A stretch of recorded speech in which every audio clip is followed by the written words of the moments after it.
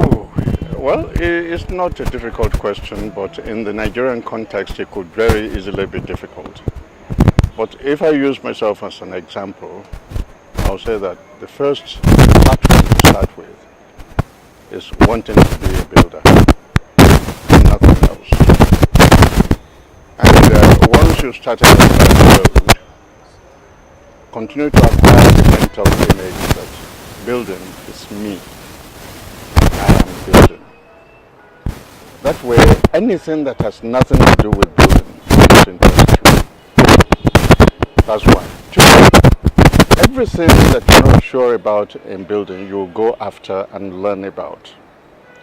It doesn't matter from what other discipline, whether it's law or chemistry or astrophysics or whatever it is, you would want to relate it to building and do it very well. It may sound difficult, but it isn't really, because all information had always existed. Like the Egyptians say, there's nothing new that's discovered or that's been invented. Everything was already done by God, and all you do is to discover what God has done. And you discover it in the right relationship, and it will be okay. You will do it right. If you discover it in the wrong relationship, it won't be okay. You will do it wrong, and you destroy not only yourself, but also other people. We have a saying in the industry: a doctor buries his mistakes. The builder gets buried by his mistakes. So, first we classify shelter as one of the basic needs of human. So, in that context, where do you see the construction industry in Nigeria in, let's say, 2-3 years from now? Shelter is a generalized term. If you put 4 poles together and you put a platform over it, it's a shelter.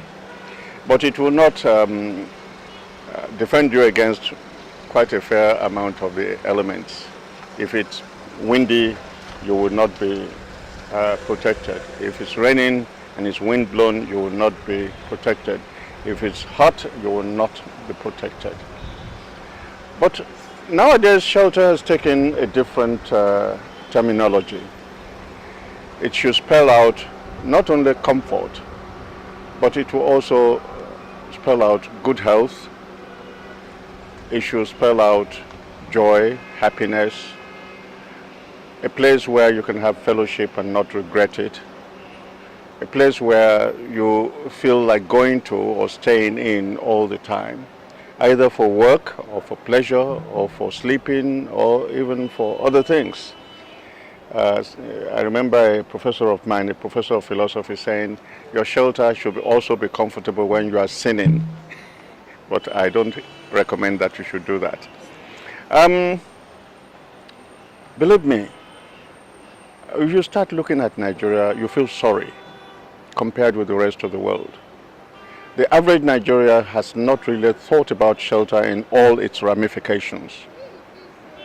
They believe all you have to do is put 4 walls together, put a roof over it, and that's shelter. That's not true anymore. Because you have to start thinking about access to that shelter. You have to think about your physical, mental, or psychological, or sociological comfort within that enclosure. Unless you can get all of those at as near 100% as possible, then you haven't got a shelter in modern terms.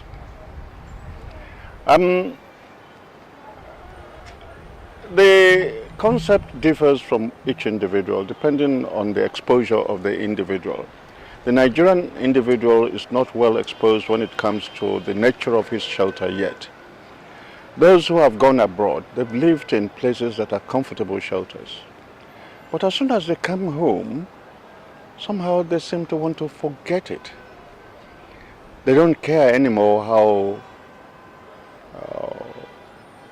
how to replicate what they have seen elsewhere that has been joyful and comfortable, mentally, psychologically, physically, etc. They don't think about the materials that's being used that may not be available for the next generation anymore. They don't think about what they have used there that can be reused elsewhere when that particular edifice is destroyed or what we call it now deconstructed, not demolished.